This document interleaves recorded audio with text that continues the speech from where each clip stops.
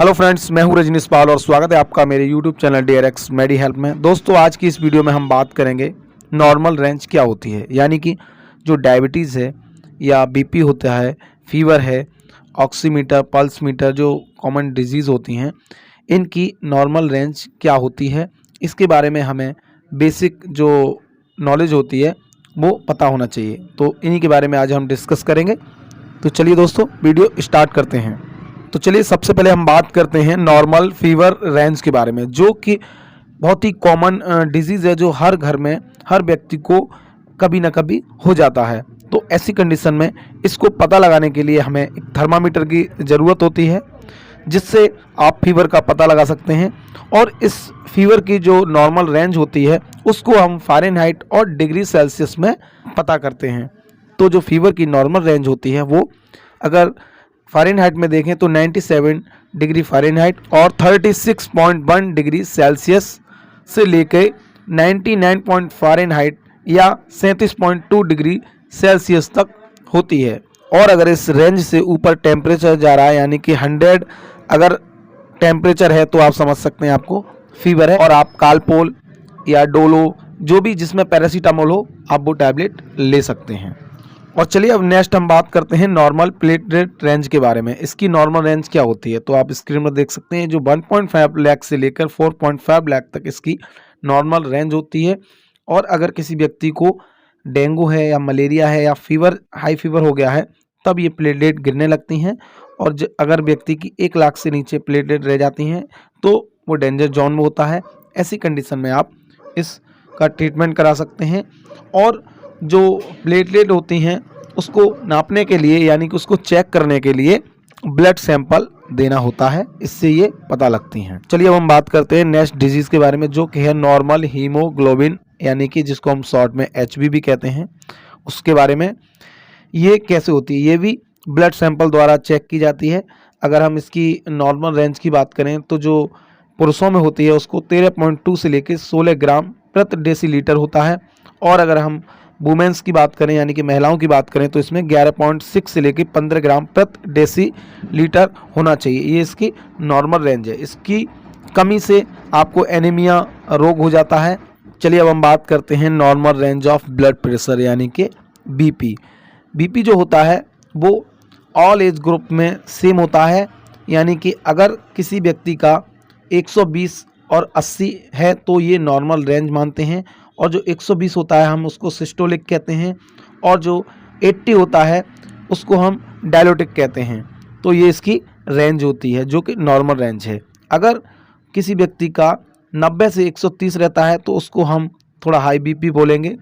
वहीं अगर किसी व्यक्ति का 100 यानी कि 105 से लेकर 150 तक जो इसकी रेंज आती है, तो वहाँ उस व्यक्ति को हाई बीपी है, उसको हार्ट की समस्या हो सकती है। तो आप इसको बीपी मशीन से चेक कर सकते हैं। नेक्स्ट हम बात करते हैं नॉर्मल पल्स रेंज के बारे में। ये हर व्यक्ति का एज के हिसाब से अलग अलग होता है। तो ये आप देख सकते हैं, जो न्यू बॉर्न बेबी है उसको 100 से लेकर 160 प्रति मिनट इसकी पल्स रहती है। और 0 से 5 मंथ का अगर बच्चा है तो उसकी 90 से 150 है।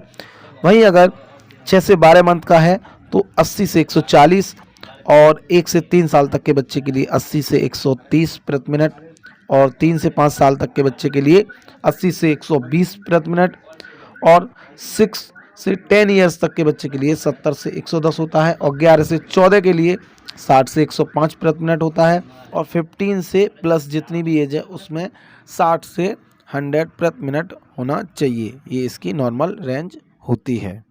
और अब हम बात करते हैं नॉर्मल ऑक्सीजन लेवल रेंज के बारे में। तो दोस्तों, जो नॉर्मल पल्स, यानी कि जो नॉर्मल ऑक्सीजन रेंज होनी चाहिए ब्लड में, वो 95 to 100 है, तो वो बहुत अच्छी मानी जाती है। अगर 95 से कम है और 90 तक रहती है तो भी ठीक है, लेकिन अगर 90 से नीचे जब जाती है तो बहुत दिक्कत वाली बात हो सकती है। वहाँ व्यक्ति को सांस लेने में दिक्कत हो सकती है। तो ऐसी कंडीशन में आप एक बार डॉक्टर से ज़रूर कंसल्ट करें। तो इसको नापने के लिए ऑक्सीमीटर आता है, जिसकी मदद से ये ऑक्सीजन लेवल चेक की जाती है। तो ये इसकी नॉर्मल रेंज है। और लास्ट में हम बात करेंगे नॉर्मल शुगर, यानी कि डायबिटीज़ रेंज के बारे में, कि इसकी नॉर्मल रेंज क्या होती है। तो दोस्तों, इसकी अगर हम नॉर्मल रेंज की बात करें तो ये 2 तरह से चेक की जाती है। ये खाना खाने से पहले और खाना खाने के बाद इसकी जो वैल्यू होती है वो चेक की जाती है। तो दोस्तों अगर खाना खाने से पहले जिस व्यक्ति की 70 से 99 है तो ये नॉर्मल है, और आफ्टर मील यानी कि खाना खाने के बाद उसकी 80 से 125 तक इसकी डायबिटीज़ रेंज रहती है, तो ये भी नॉर्मल मानी जाती है। वहीं अगर किसी व्यक्ति की खाना खाने से पहले 100 टू 120 रहती है तो ये उसको प्री डायबिटिक है। देन आफ्टर मील अगर वो चेक करवाता है अपनी डायबिटीज़ तो उसको 120 या 140 तक रहती है तो भी उसको डायबिटीज़ है। और इसको चेक करने के लिए ग्लूकोमीटर होता है जिससे आप इसको चेक करते हैं।